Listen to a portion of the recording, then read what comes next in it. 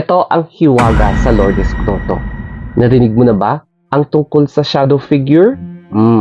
Hindi lang yan nagpapakita doon sa Lourdes Grotto, kundi sa iba't ibang parts sa Diplomat Hotel, tapos basta doon sa may papuntang Dominican Hill. So ngayon, ang ikikwento natin ay ang experience ng isang turista sa Baguio City na nakakita or naka-experience di umano'y ng shadow figure. Pero disclaimer lang hindi naman masama na maniwala sa mga kwento, especially kapag tungkol sa mga ganito, paranormal. However, hindi mo talaga may iwasan yung mga kwento ng mga matatanda. Ito na yung kwento.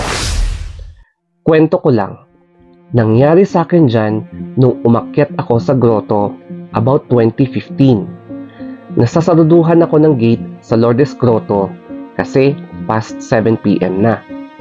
Nataranta ako kasi wala ng tao, nakaidlip kasi ako sa sobrang sarap ng lamig. Nung bumababa ako ng hagdan, nakalak na yung gate. Kumaway ako sa taong nasa tindahan pero hindi niya ako pinansin. Hindi ko alam ang gagawin. Pagpaling ng ulo ko pataas ng grotto, merong shadow person na nag-iilaw sa akin sa gitna ng hagdan. Hindi ako makasigaw or makapagsalita.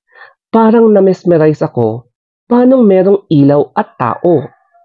Tapos, sinundan ko paakyat ng ilaw hanggang nakaabot ulit ako sa tuktok ng hagdan.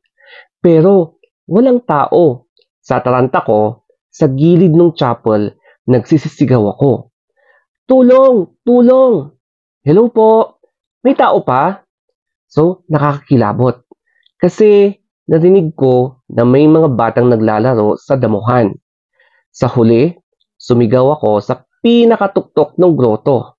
Buti na lang, may taong nakarinig sa akin. Sabi ko, nalakan ako ng gate sa baba. Sabi niya, paano raw mangyayari? Tinanong niya yung caretaker kung meron pang tao sa grotto. Sabi, wala na raw. Nagulat ako kasi past 7 p.m. nakaupo lang ako sa harap ng birhen. Nakabukas naman ang ilaw. Grabe, experience ko noon pero nakaakyat pa rin ako para sa birhen. My reaction sa horror story or horror experience ni Kuya sa Lourdes Grotto.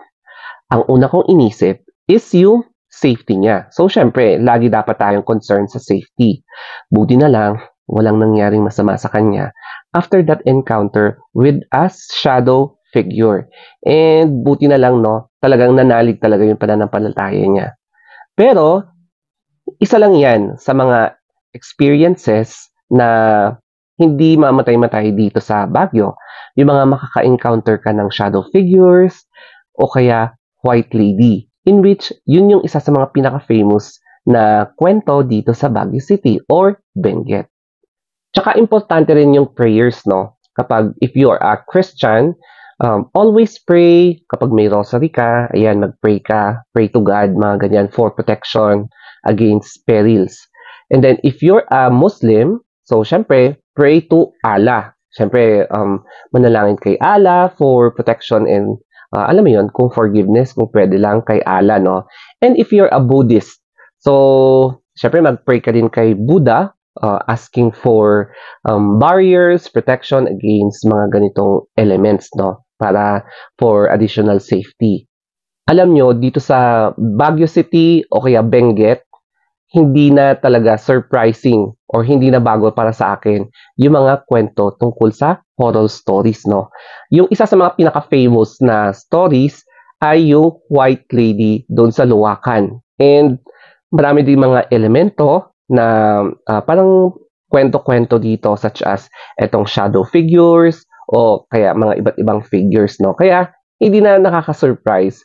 Kaya nga tuwing October, kapag Halloween na, hindi nawawala ang Baguio o kaya Benguet yung mga stories na horror, na fini-feature sa KMJS o kaya TV Patrol ba? Yes.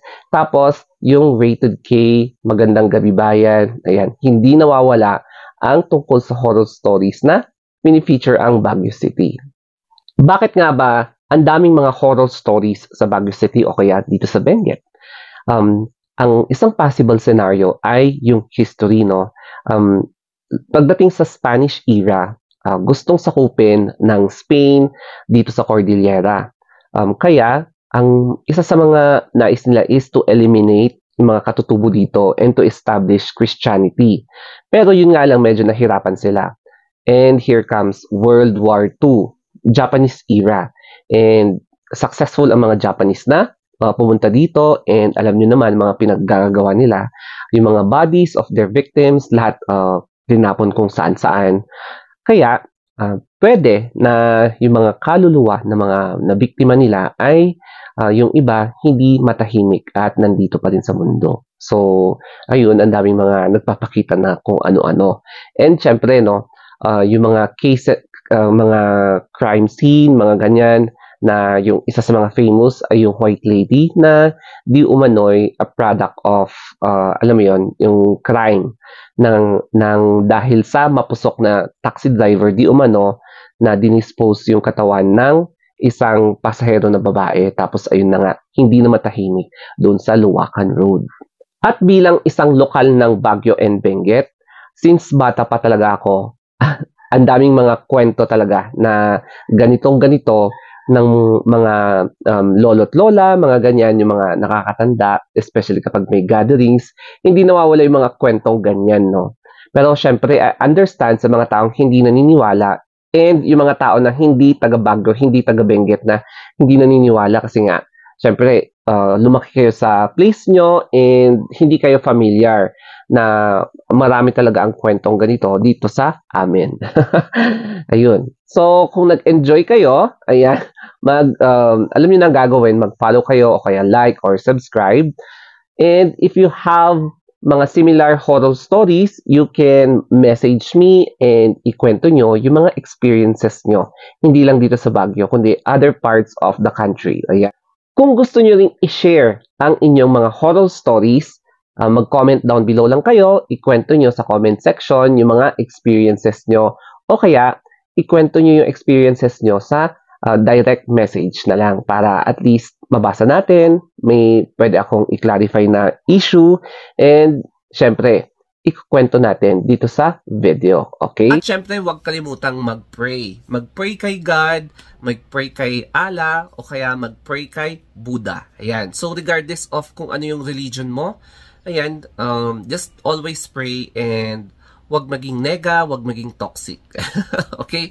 So, thank you so much for watching. I hope talaga nag-enjoy kayo dito sa video. And kung gusto nyo pa ng mga horror stories, ayan, makinig lang kayo sa mga susunod na kwento natin sa mga ibang videos.